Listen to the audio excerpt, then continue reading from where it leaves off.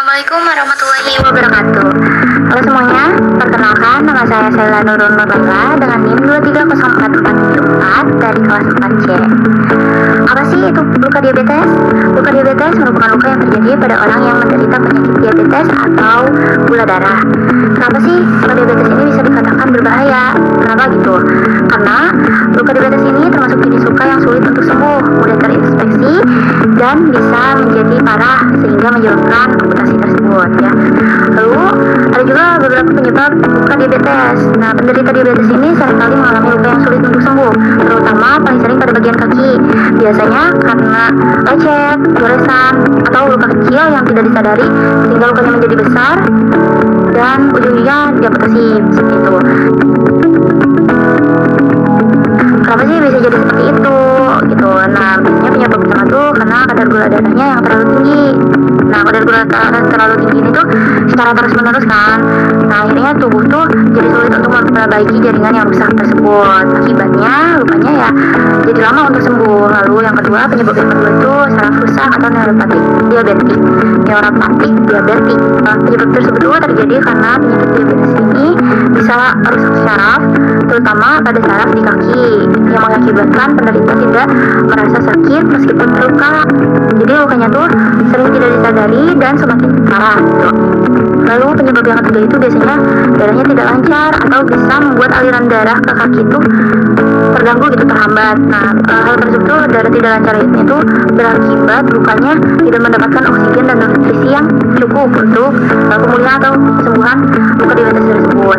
Lalu yang keempat tuh penyebabnya karena infeksi yang mudah terjadi. Nah, gula darah yang tinggi ini juga memudahkan kuman atau bakteri yang masuk dan berkembang pada luka tersebut, berakibat lukanya cepat terinfeksi dan bisa memburuk gitu kan. Lalu yang terakhir itu luka yang awalnya kecil itu bisa menjadi besar. Penyebab tersebut tuh karena lukanya tuh awalnya tuh tidak terasa sakit dan diabaikan gitu, jadi cepat diobati. Lalu luka kecil tersebut itu lama-kelamaan menjadi besar dan sulit untuk diobati. Lalu ada beberapa cara untuk merawat luka diabetes. Yang pertama itu tuh kita bisa mencuci luka setiap hari. Nah, cuci luka setiap hari itu bisa dengan air bersih dan sabun yang lembut. Nah, bisa juga kita memakai cairan antiseptik dari apotek. Lalu cara merawatnya itu jangan digosok terlalu keras. Lalu cara yang kedua itu kita bisa menutup luka dengan kain yang bersih. Kita bisa menggunakan kain yang bersih itu mulai dari misalkan kain steril yang dari apotek kan. Ya, kita jangan lupa untuk mengganti balutannya setiap hari atau misalkan gantinya saat basah atau kotor gitu kan. Balutannya tuh harus tetap kering gitu. Lalu cara merawat yang ketiga itu kita bisa jangan membiarkan lukanya terus terbuka gitu kan. Yang terbuka kan bisa terkena kuman atau bakteri kan. Jadi kita usahakan untuk menutup luka itu agar tetap bersih dan segera pulih gitu kan. Lalu cara yang keempat itu kita bisa menghindari tekanan pada luka. Biasanya kan luka diabetes itu terjadi pada kaki kan banyaknya. Terus yang pertama itu jangan berdiri atau berjalan terlalu lama kalau lukanya ada di kaki gitu kan. Bisa kita gunakan alas kaki khusus untuk penderita diabetes gitu. Lalu yang terakhir itu kita bisa mengontrol gula darahnya. Bisa mengontrol gula darah itu maksudnya bisa kita cek gula darahnya masih tinggi atau rendahnya. Salah satunya itu yang paling penting itu kita bisa mengonsumsi obat atau bisa suntik insulin sesuai dengan anjuran dokter, dan juga menghindari makan manis dan berlemak tinggi.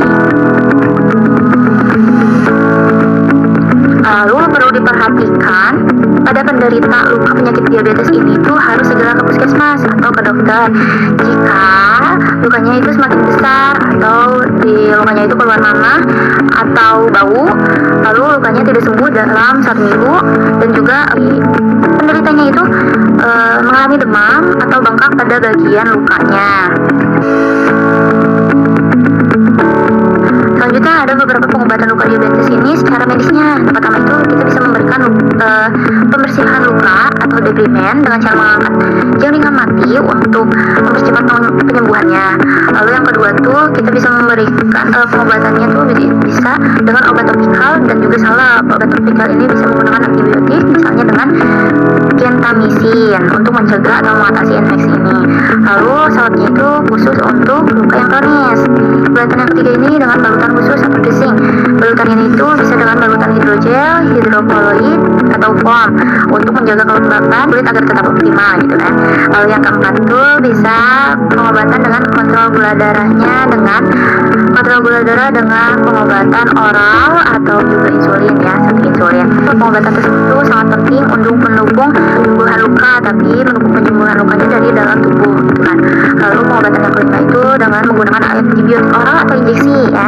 Bila lukanya terinfeksi parah atau menyebar ke jaringan yang lebih dalam, bisa menggunakan antibiotik oral atau injeksi tersebut. Lalu yang keenam tuh terapi tambahan. Nah, terapi tambahan ini kita bisa menggunakan terapi oksigen hiperbarik. Pengobatannya untuk luka kronis yang sulit sembuh. Lalu bisa juga dengan terapi tekanan yang negatif. Nah, terapi tekanan yang negatif ini bisa menggunakan vakum assisted closure.